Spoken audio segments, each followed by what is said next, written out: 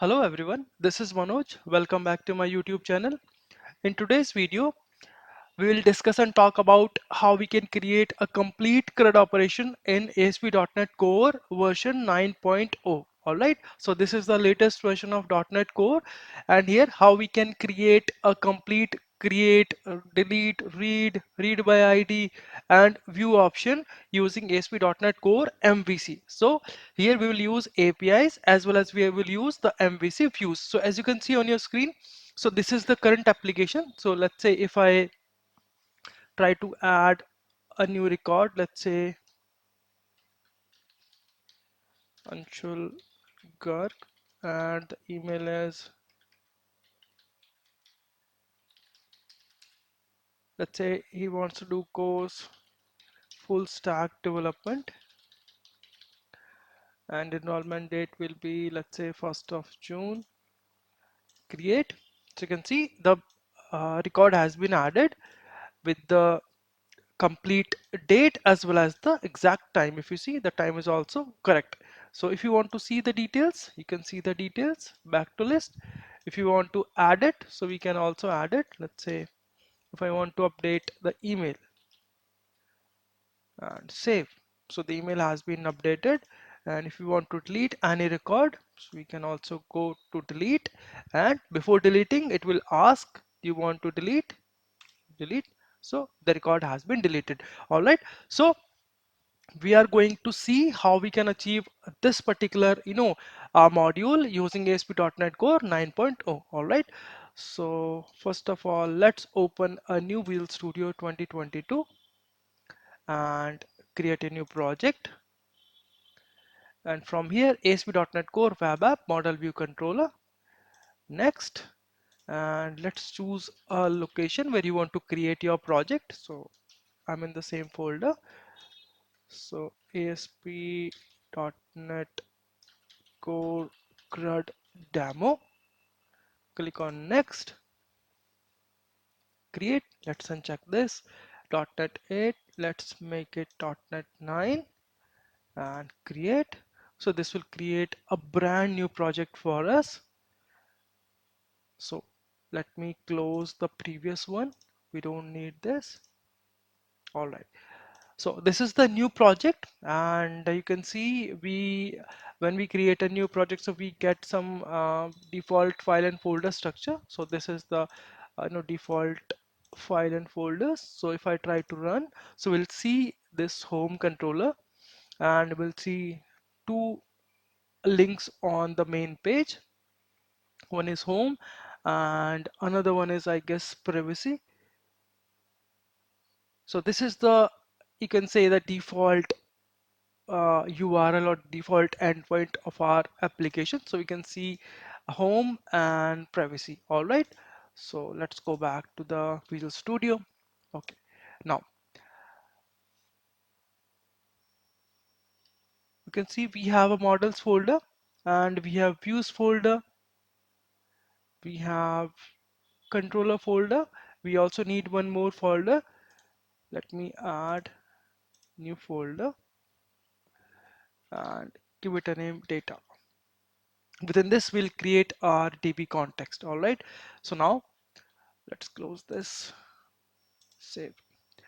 Now in the models folder, let's add one more class called student, and in this class we'll add some properties. So the first property will be, so prop is the shortcut, so int student ID, and let's add another property that will be a string type name, and let's add another property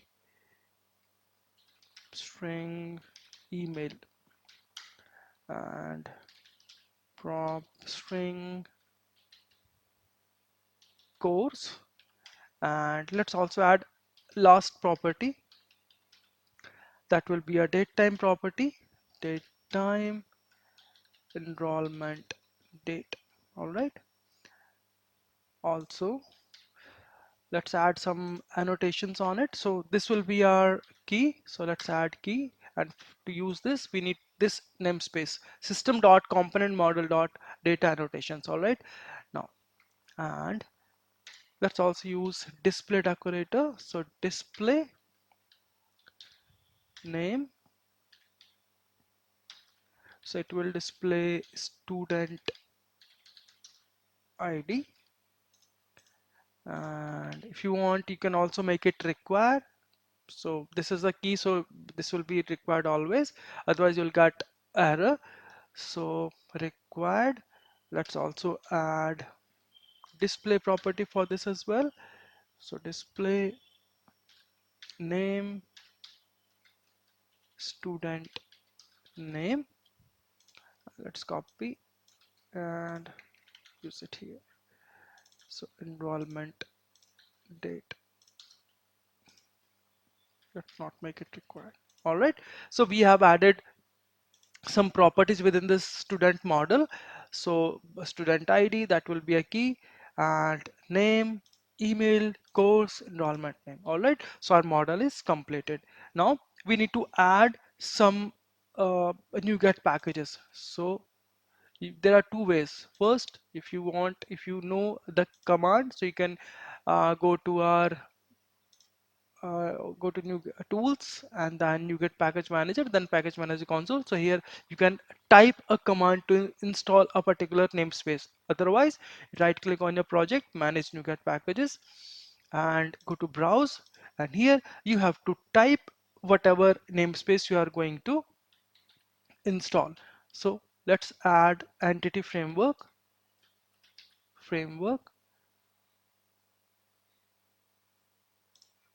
entity framework core. This will not be the exact one, so let's copy this entity framework core.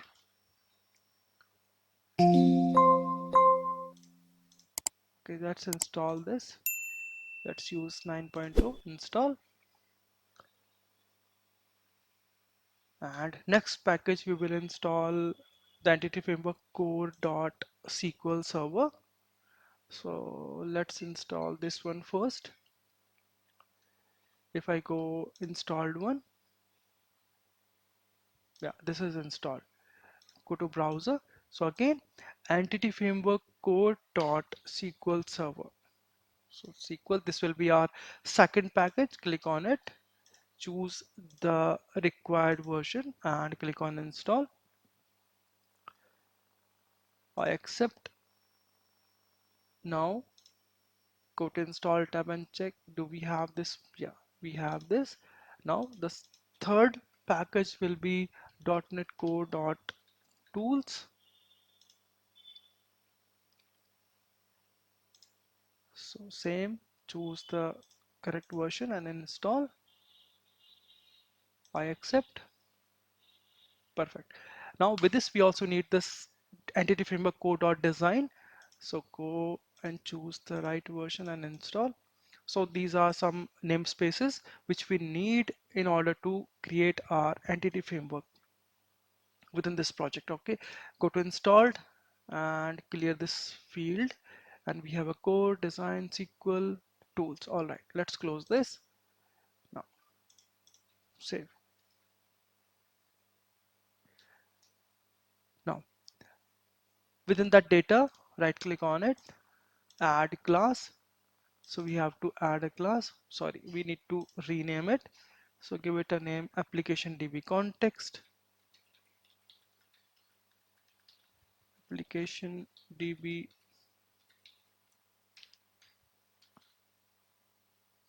context.cs. Let's copy. Yes, rename it. Perfect.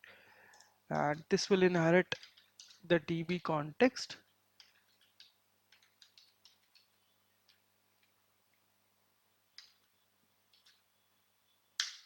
So for that we need this Microsoft.entity framework core, and now we need to add one constructor. So to add a constructor, we have a shortcut CTOR. Sorry, CTOR.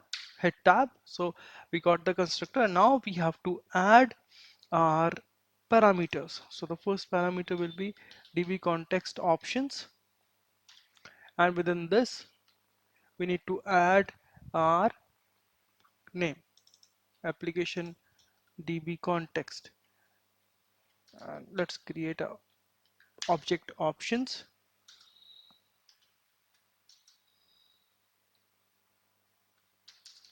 and it will take the base options.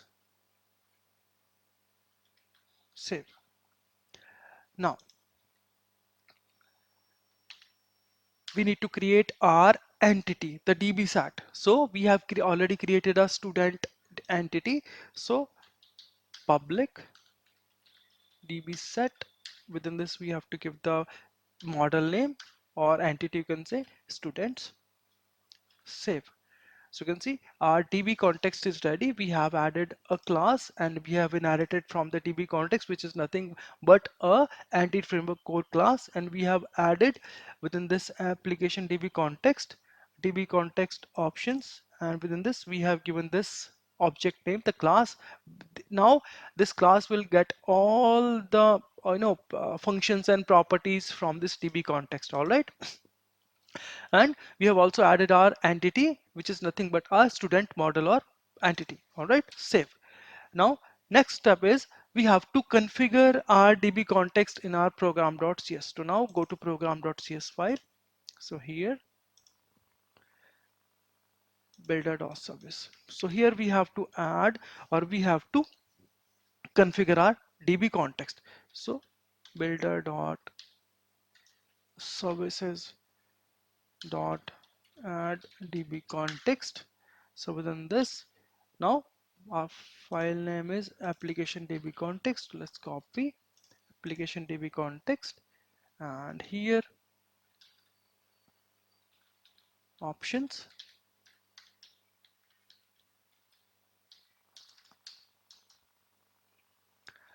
and options dot, we need to use use SQL server so that it will connect to our uh, SQL server. So use SQL server and builder dot configuration dot get connection string. So basically what it will do, based on the key whatever we will pass over here, it will go to our appsettings.file, and it will connect to our connection string, and using that connection string it will go and connect to our local database, local or any hosted database SQL server. All right, so now here let's give name default connection. All right, so now we have added our db context, or we have already configured db context in our program.cs file. Now as we have given the connection string key default connection, now we have to create a connection string within our app settings.json. So double click on it. So here we have to add our connection string. So here connection string, and within that connection string we have to add the first the key. What is the key? Default connection. Let's copy paste, and then we have to provide the values. So the first value is server. This is the same connection string which we are providing from our traditional ASP.NET applications. All right, so in my case SQL name is, let's copy the SQL name,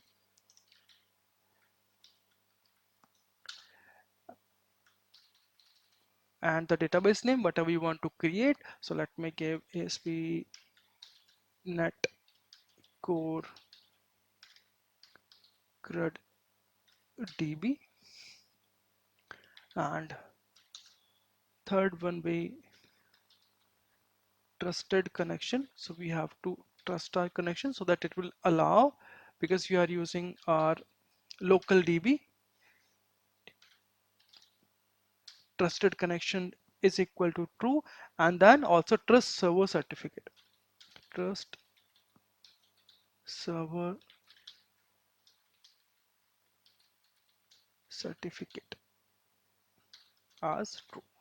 All right, so our connection string are also ready. So first property server, second will be the database, and third is trusted connection, fourth is trust server certificate.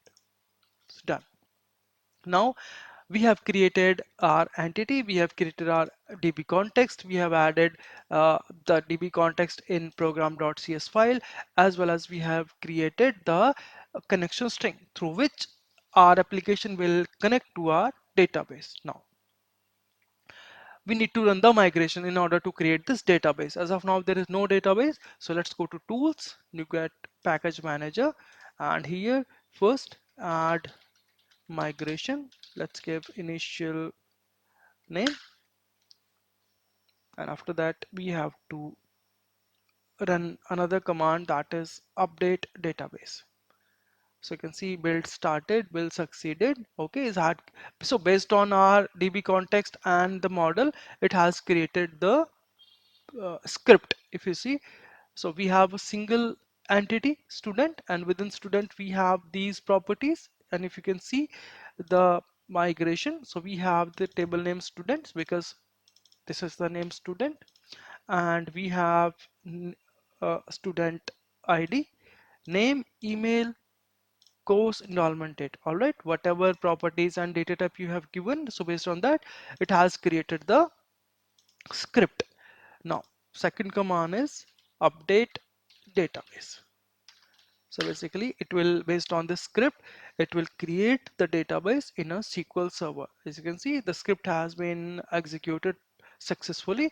Now if we go to our database, I'm in SQL server, so within the database let's refresh, and here you can see the database has been created. And if you expand the tables, so we will see the student table over here. And if you further expand the columns, so we'll see all the properties here in form of columns. So you can see student ID, name, email, course enrollment date, name, email, course enrollment date. All right, done. So we have successfully run our migrations, and we get our complete database. Now here within this Visual Studio, now we have to add a controller. So right click on your controller, add, and we have to go to our new scaffold item, and within the new scaffold item, MVC controller with views using entity framework. So just click select this option and click on add. Now we have to give the model and the DB context, right? So we have this student model and we have this DB context, right? So what it will do, based on this model, it will create our views. All right, so now click on add. So now it will create our multiple. If you see here in views, we don't have any folder called student. So but when this will stop, so we'll see a new folder within this views. So please notice or please focus here. So building project, scaffolding, generating code.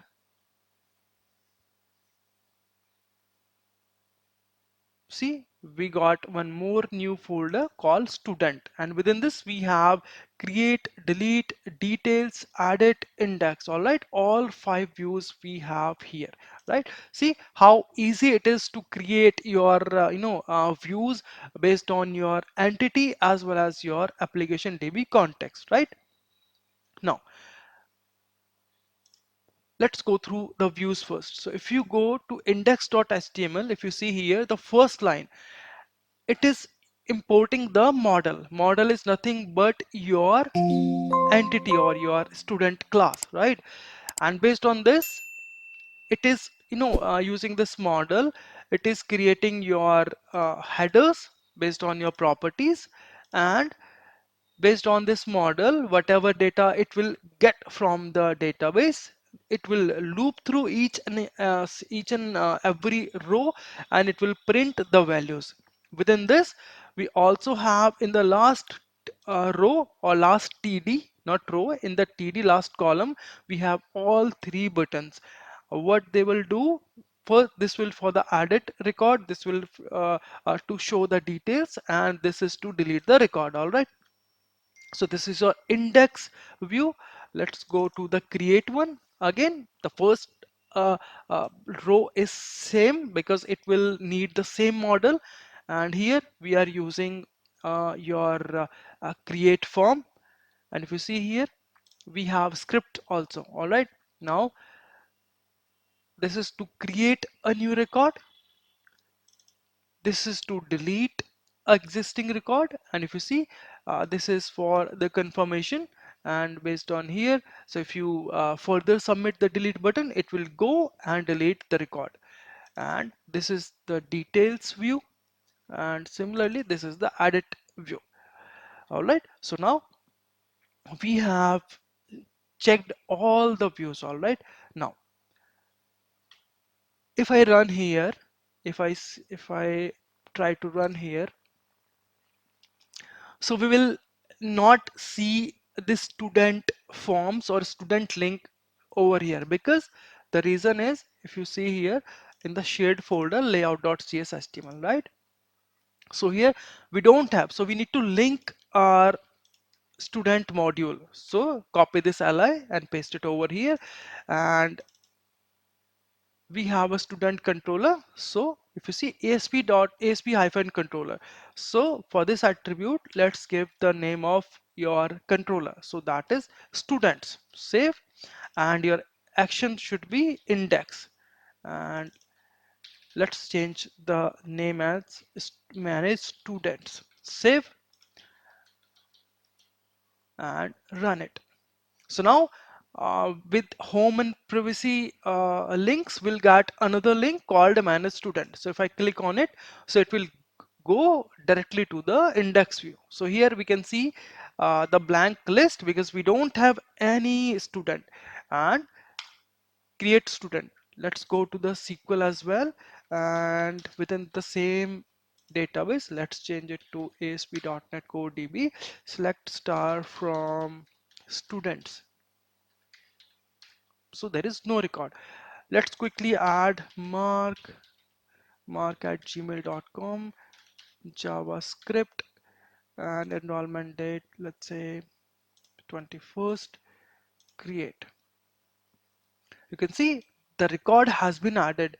Now go back to SQL also. Let's execute this command. So we have a record also in the database. Now let's add one more record called david at gmail.com, full stack development, and let's say 1st of June. Create. Perfect. We have two records now. Quickly verify in the SQL also. Perfect. Click on add it. David Warner, and let's also change the email. Save. David Warner. Let's refresh. David Warner. Perfect. The edit was also working. Click on delete. Sorry, details. So we can see the complete details over here. And one more thing I also want to tell you, if you see student name, there is a space, right? How it is coming from your annotations. You can see the actual property is name, but the display, it is showing the same property with the name of student name. All right, so that's how we can also use the annotations. There are so many other annotations also, so you can go through all of them, and based on your requirement you can use any of them. And let's say delete. So delete. Perfect. Let's also verify in the SQL. Perfect, the record has been deleted. Now, so this is how you can create your brand new ASP.NET Core MVC project using 9.0 version, and you can use your CRUD operation. But there is a catch. So this is very simple. I have just shown you how you can create your CRUD operations, but in real projects you will not going to do the same. The reason is you will have to use some design, you have to use your reusable components, all right, and your model properties will not be same, right? So there will be more complex or more and more properties within your multiple models. All right, so you are also need to create some relationship between your models. All right, so this is just to show you how you can create, or just to give you a basic idea how you can create a project and your CRUD operation, right? And I also have one announcement. So you will see my direct contact number, my WhatsApp number.